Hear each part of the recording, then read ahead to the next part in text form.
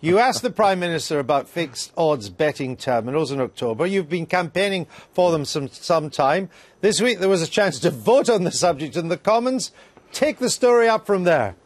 Well, there was a vote, and I voted the wrong way, Andrew. I voted to support the government in their defence of fixed odds betting terminals because I made a mistake, a very embarrassing and humiliating one. Well, you've certainly fessed up to it. Now, can we just blame you, or actually should we be benign this morning and say, actually, Westminster votes in a pretty arcane way? It's surprising that there aren't more mistakes like this. Well, Paul Flynn wrote a book called How to Be a Backbencher, where he actually addresses this point, and he says if you accidentally vote the wrong way, you should immediately take up the cause and condemn your leadership and say you've always believed in this as a principle. I just literally voted the wrong way. It was an unusual vote this time. It was actually a ballot where you put a cross in a box rather than traipse through the division lobbies, and I have no idea what I was thinking when I did it. No, but explain that. I'm sorry, I'm out of touch here.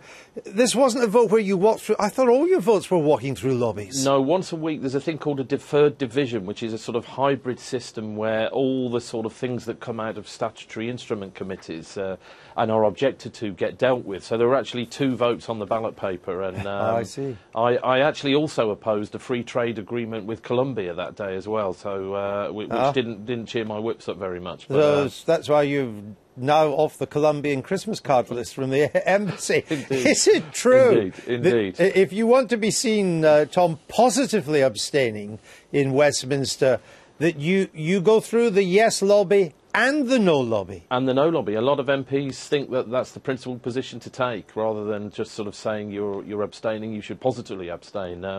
I've always just thought, it's a bit impractical to do that. But when you do get it wrong, the only way you can do it in the age of social media and, dare I say, the daily politics, is to admit your mistake. And I tell you, at one point, the Public Bill Office, it was even worse, said that the vote had been lost by 1.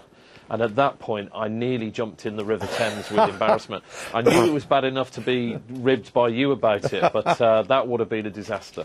Now, tell me, on these, I've never heard of them until I was getting briefed to do this interview, this fixed odds betting terminals.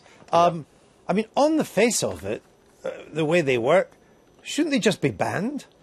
Yes, I think they should actually, but I mean, I think the way to deal with it is actually just to lower the stakes. The Prime Minister has expressed concern. I'm sure that we will make progress eventually on this now. You can bet £100 an hour every 20 seconds for 13 hours a day on the high street, on digital roulette. They've transformed our bookmakers to a place where you have a flutter into digital casinos, and I'm afraid that we've just turned a blind eye to it, and Parliament will have to address this sooner or later. All right. And when it does next time, you make sure you vote the right way. You can rest assured I will, Andrew. Thank you. Tom Watson, thanks for joining us.